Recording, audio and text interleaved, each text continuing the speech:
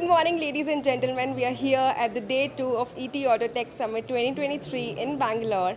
After the power pack sessions yesterday, we are back with the same energy. And now we have the opportunity to talk to Mr. CV Raman, CTO, Chief Technology Officer of country's largest car maker, Maruti Suzuki India Limited. Raman-san has been with the company for over 4 decades now, and we are glad to have him here. Thank you so much for joining us today, sir. Glad to have had your time. Thank you. Sir, briefly, if you could touch upon 5 major technology trends that you have seen globally, that can come to India in the next 5 years. Well, there are a lot of technologies which are being worked off in the developed world.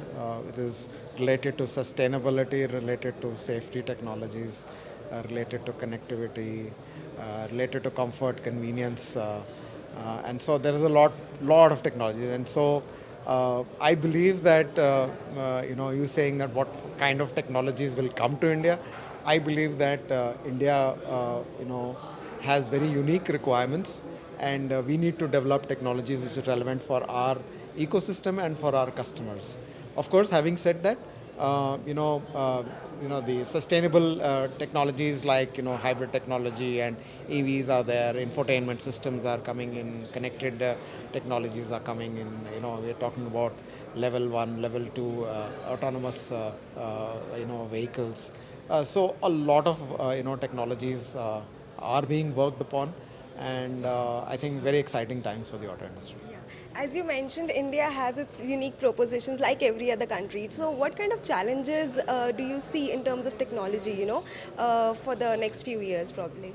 I believe that we need to develop technologies which is relevant for India, and we need to have the regulatory mechanisms also which are relevant to that. Ultimately, as from a customer point of view, we need to provide safe and affordable, connected and safe technologies to them, and mobility solutions, which will, I believe, going to get evolved. Our infrastructure is growing, and our mobility requirements are only going to increase, because as we grow our GDP and go to be the second largest economy in the world, then I think it's but necessary that we will have a lot more mobility solutions coming into India. So I think we need to find those solutions, as I tried to explain today. So do you think how can industry and the government can contribute to for the faster acceleration towards technology in the mobility sector? We have to work together. I think the governments, the PLI schemes, working together on the regulatory mechanisms along with the test agencies, all of this are enablers which are going to help India move to a safer and more sustainable mobility.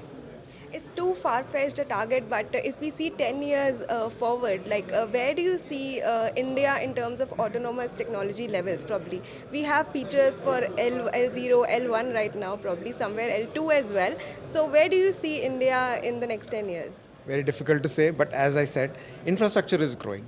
But also it is important that the 4 E's, the engineering, education, enforcement, enablement, all of that also needs to happen.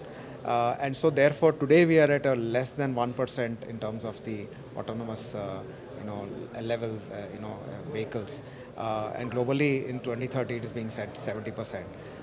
As I said, that we need to find solutions which are going to make mobility safer. We need to reduce the fatalities. We need to reduce the fatalities of the vulnerable road users, and the ecosystem and the infrastructure needs to be enabled for that. So I think that's going to be key, and all of this, these vectors have to get aligned for this level of L1 or L2 or L3 to grow in India. Right, everything has to move together for an integrated. Thank you so much, sir. Thank you for your time, and thanks for glad to have you here. Thank you.